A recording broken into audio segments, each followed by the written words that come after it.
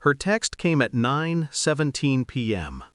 I'm in Paris with the girls, extended it to 2 weeks, having an amazing time. The photo attached was perfect. Wine glass, Eiffel Tower glow, her smile rehearsed. I stared at it for a full minute before typing my reply. Hope you and Chris are having fun. A divorce petition is waiting for you here. I hit send, then blocked her everywhere. Silence filled the house, the kind that hums in the walls, low and steady, like electricity before a storm. 5 minutes later, my phone lit up. Unknown numbers. Her parents. Over and over. They never called me, not even on anniversaries. That's when I knew. Not suspected. Knew. Something inside me stilled, like water when the current stops. I used to believe betrayal had a sound. Shouting, sobbing, glass breaking. It doesn't. It's quiet. It sounds like laughter through another man's phone. Like footsteps fading down the hall while you stare at the ceiling, pretending not to hear. Chris was her coworker. I'd met him once. Perfect teeth, polished confidence, the kind of man who thought women were trophies. She called him just a friend. I believed her. Until her calendar pinged 2 weeks ago. Flight to Paris with the girls. I scrolled down. One name repeated in the group chat. Chris. The others barely replied. So I waited, watched, checked location tags, hotel confirmations, timestamps. She wasn't hiding it, not really. She just assumed I wouldn't look. That was her mistake. When she left, I stood by the window and watched the cab pull away. She didn't look back once. The same way she'd probably look away from me across some Parisian cafe table.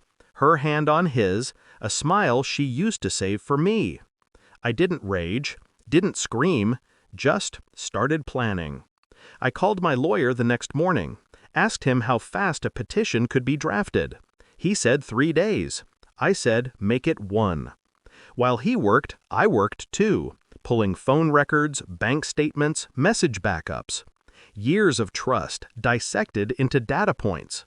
It's strange how love leaves digital footprints, and how betrayal leaves fingerprints in your mind. Every message was a blade. I wish he understands me like you do. Can't wait to see you again. Same room as last time?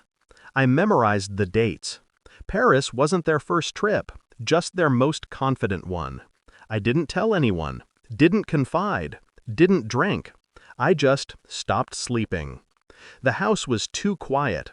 Her toothbrush still there. Her perfume lingering like a ghost that refused to leave. By the 3rd night, I realized something strange. I wasn't angry anymore. I was curious about how far people would go when they thought no one was watching. So I watched.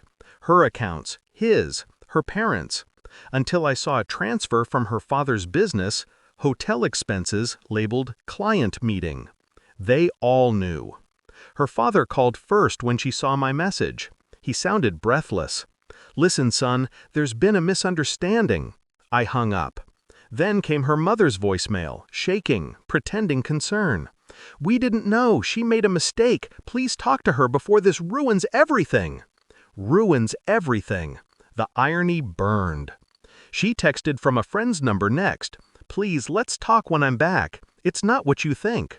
I didn't respond, because I had already filed the papers. The assets divided. Her name erased. Her access revoked. Every account, every key, every lock. Gone. She called again. Voicemails turned to begging, then to fury. Her voice cracked on the last one. You're really doing this? Yes, and more. I sent one final message, from a number she didn't recognize. A photo of her and Chris in that Paris hotel lobby. Time-stamped, attached to the divorce notice. No words, just silence. She flew home 2 days later. I didn't go to the airport. Didn't need to. She walked into an empty house, furniture gone, closets stripped, accounts frozen. Her wedding ring lay on the counter beside the notice. I'd lift one note. Paris wasn't far enough. Neighbors said she screamed, then cried, then sat for hours on the floor. I was in another city by then, signing final papers with my lawyer. Calm, detached. Her parents called one last time. "Why are you doing this to her?" I almost laughed. Doing this to her? Click. That night, I stood by a hotel window, watching rain blur the city lights. No grief, no anger, just clarity. People think revenge feels good. It doesn't. It just feels finished. She thought she was untouchable, that my silence meant weakness. But silence is just a weapon that doesn't need to shout to kill. I gave her exactly what she gave me: absence. Cold, clean, final. I used to imagine us growing old together. Now, I just imagine her waking up every morning to the echo of her own choices. And that's enough. Because in the end, she taught me how to disappear. And I taught her what it feels like when someone actually does.